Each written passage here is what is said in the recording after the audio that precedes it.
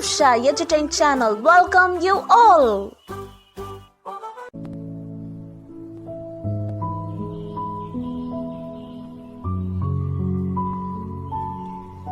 முன்னொரு காலத்தில் பெரிய மலைகள் சூழ்ந்த பசுமையின் சொர்க்கம் என்று வர்ணிக்கப்பட்ட பசுமையான பள்ளத்தாக்கில் 3 வெவ்வேறு உயிரினங்கள் வாழ்ந்து வந்தன. கழுகுகள், ஓசனி சிட்டுக்கள் மற்றும் தேனீக்கள். ஒவ்வொன்றும் தாங்கள்தான் சிறந்தவை என்று பெருமை பாராட்டி கொண்டன. கழுகுகள் அவற்றின் கூர்மையான கண்கள் மற்றும் வலுவான இறக்கைகளை கொண்டு மேகங்களுக்கும் மேலே பறந்து கர்ஜித்தன. நாங்கள் வானத்தின் அரசர்கள், எங்கள் வலிமைக்கு யாரும் நிகரில்லை.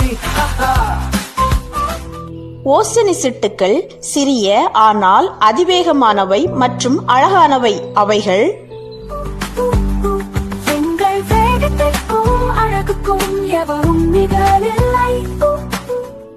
தேனீக்கள் எப்பொழுதும் மும்முரமாக வேலை செய்து தங்களை நீங்கள் பேசும் போதும் நாங்கள் அயராது உழைக்கிறோம். எங்கள் படைப்பு தங்கமணி, இனிப்பு மற்றும் வாழ்க்கைக்கு இன்றியமையாதவை.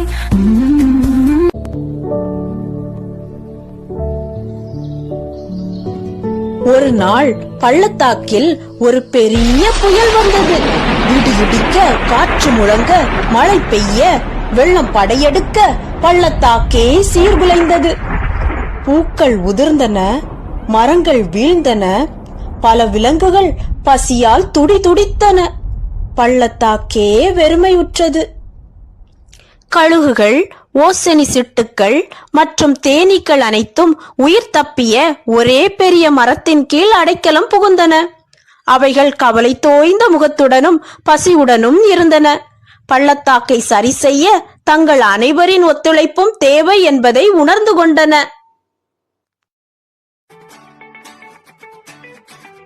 கழுகுகள் அவற்றின் கூர்மையான கண்களால் விதைகளை நடுவதற்கு சிறந்த இடங்களை தேடி உயரே பறந்தன. எங்களை பின்தொடருங்கள், புதிய பூக்கள் மற்றும் மரங்கள் வளரக்கூடிய இடங்களை நாம் கண்டுபிடிப்போம். ஓசனி சிட்டுக்கள் விதைகளை எடுத்து வேகமாக பறந்து சென்று மண்ணில் தூவின. அவைகள் மீண்டும் வருவதை உறுதி செய்வோம். தேனீக்கள் அயராது உழைத்து எஞ்சியிருக்கும் பூக்களிலிருந்து தேனை சேகரித்து மகரந்தத்தை பரப்பி தாவரங்கள் வேகமாக வளர உதவின. வாழ்க்கை மீண்டும் மலர்வதை நாங்கள் உறுதி செய்வோம். விரைவில் பள்ளத்தாக்கு மீண்டும் மலர்களால் மிளிர்ந்தது.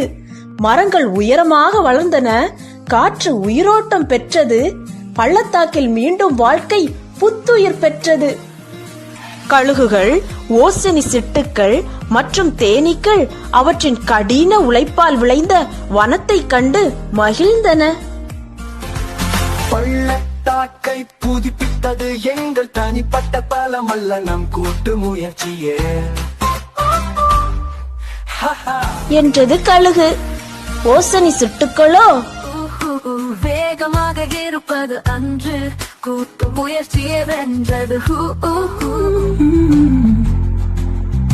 தேனை விட ஒற்றுமையே இனிமையானது என்றது தேனீக்கள். கதையின் நீதி: வேற்றுமையில் ஒற்றுமை. உண்மையான பலம் ஒற்றுமையில் உள்ளது. ஒருவருக்கொருவர் தனித்துவமான திறமைகளை பாராட்டி ஒன்றாக வேலை செய்வதன் மூலம் எந்த சவால்களையும் தகர்த்து சரித்திரமாக்க முடியும். ஒற்றுமையே பலம். சேர்ந்தால் எழுவோம், பிரிந்தால் வீழ்வோம். ஒன்றுபட்டால் உண்டு வாழ்வு.